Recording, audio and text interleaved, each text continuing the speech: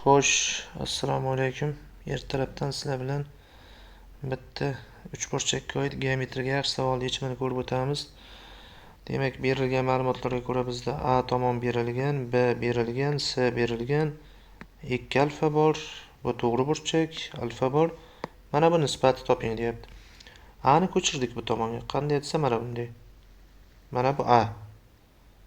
Bu A bo'ladigan bo'lsa, qarang. Mana bu bilan mana buni teng deyapmiz biz. Mana bu joyi ham A ga teng.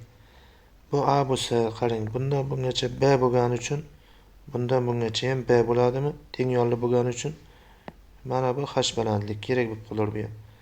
Demak, mana bu burchak 2 alfa. 2 alfa bo'lsa, mana bu 180 minus 2 alfa.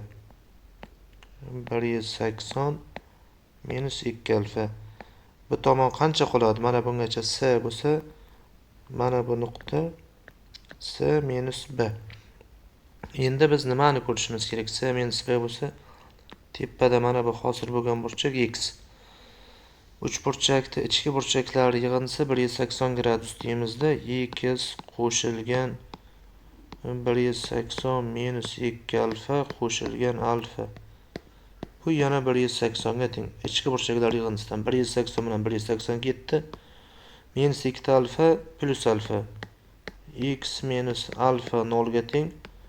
Bunda x alfa. Demak, tepadagi mana burchak alfa bo'lsa, mana bu A bilan mana bu tomon ham teng ekanda. Ikkalasi hosil bo'lgani teng bo'lsa, bizga misolda oxirgi sharti C minus B A ga teng. Bundan biz nimani topamiz? C ni topsak, A plus bo'lib o'tadigan bo'lsa, A plus B ga teng. Misolda so'ralgan A plus B ni o'rniga C qo'ysak, C taqsim C, misolda yakuniy javobi 1 bo'lgan ekan.